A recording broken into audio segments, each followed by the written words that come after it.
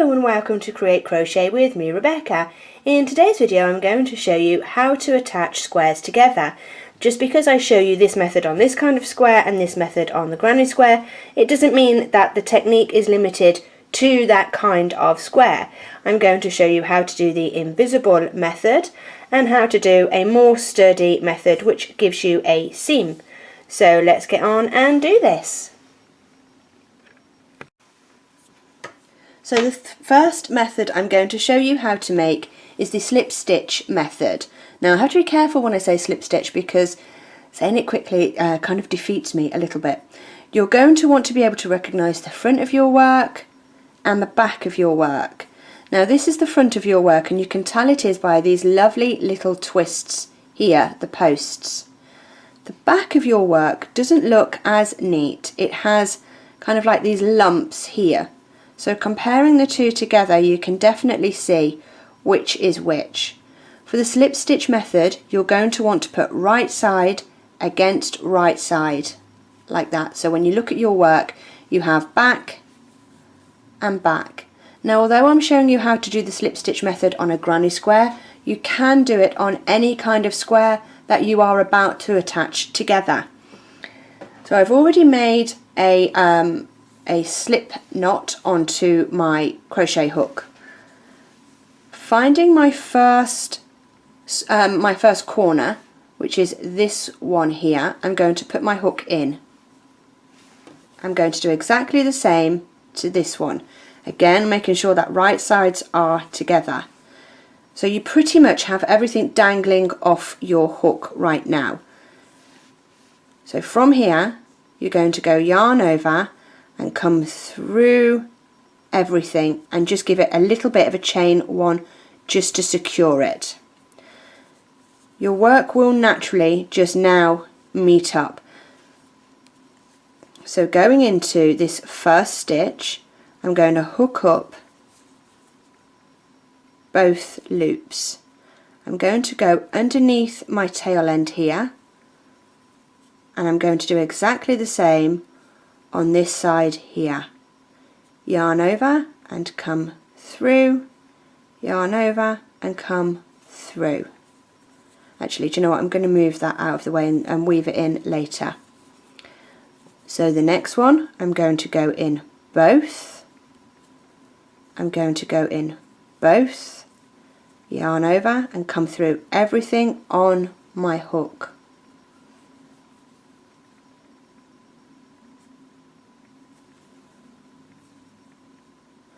Now when you come to your natural your gap here, don't bother trying to go in through the chain. Go into the gap and do your slip stitch as normal.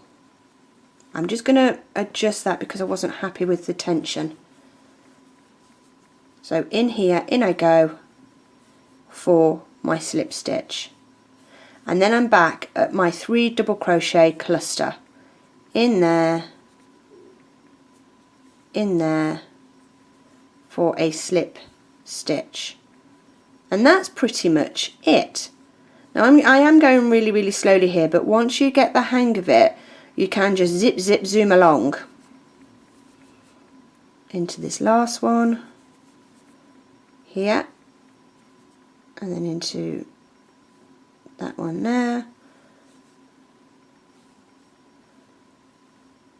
Now the yarn I've chosen does fray, so forgive this, and then I'm into my granny square gap again.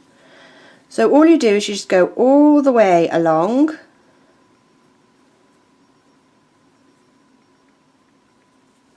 It's easier if I hold my fingers here. I was trying to be clever there and trying to get my fingers out of the way, but it ain't gonna work.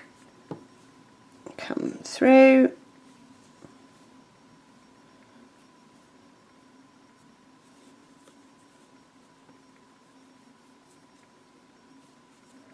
And then don't forget this last one here on the corner.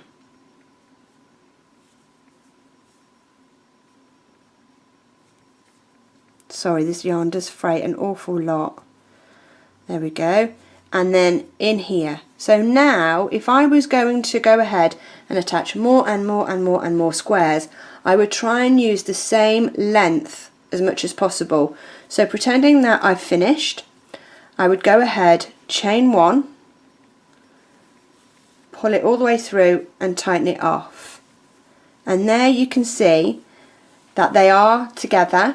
Obviously you would be using the same colour yarn as what your square is, but if you flip it over you have got a ridge here, and this is why I'm saying that this particular method of putting your squares together is more robust, because there ain't no way that that thing is coming apart.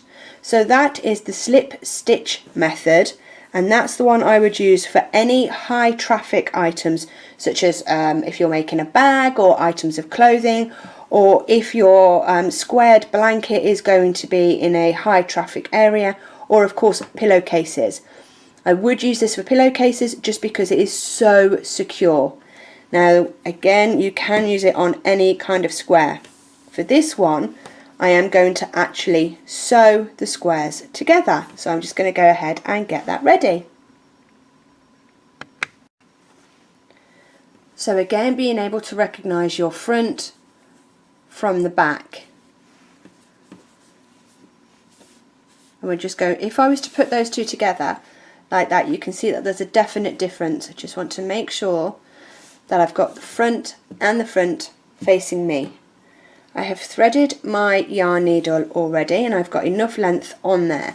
Now this is a normal square, of which I know that there's 5 double crochet into this corner here. I'm going to flip it over, and I'm going to put right side to right side. Okay, so into this corner, which should be 5 double crochet, I'm going to come to the front loop of that middle double crochet, and I'm just going to come through. Hold it there with my thumb. I'm going to come through again, and that will give me a loop. I'm just going to pass my needle into that loop and tighten it off. Now if you want it to be doubly secure, do that whole loop thing again.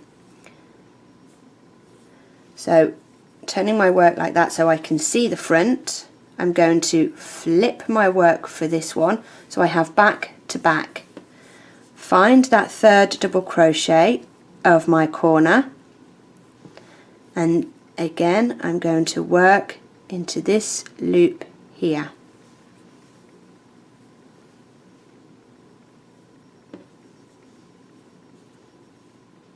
Like so.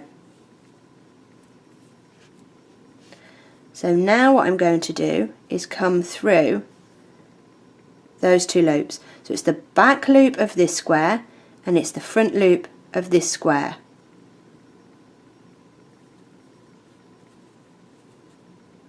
Back loop,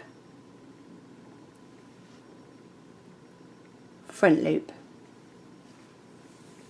and just come through.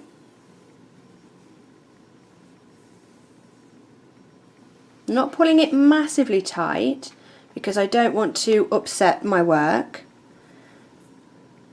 Back loop of this square and front loop of that square, and just come through.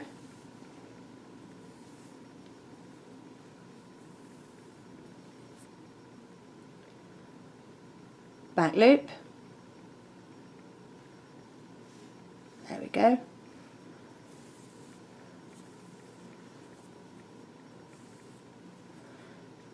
And again we're just going to go all the way along.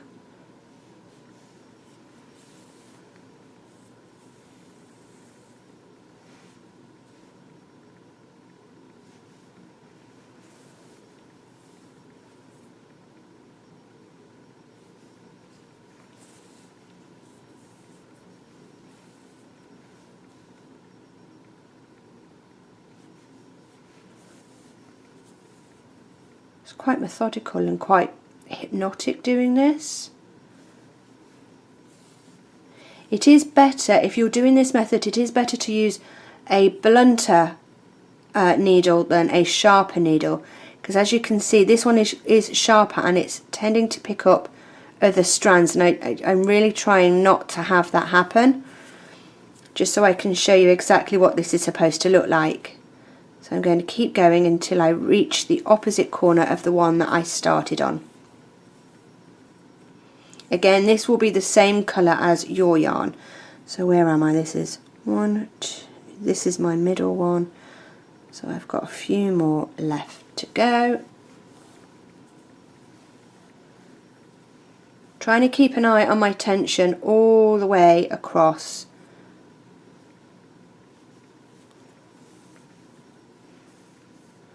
So let me just check where I am. So that's 1, 2, and so this should be my last one.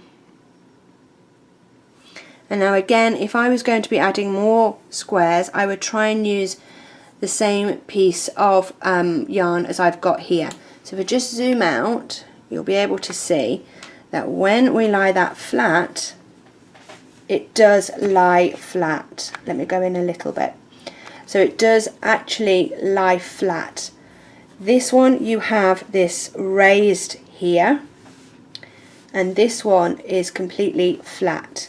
So if you turn it over, if it's in the same colour yarn as this blue, you wouldn't be able to see any of this.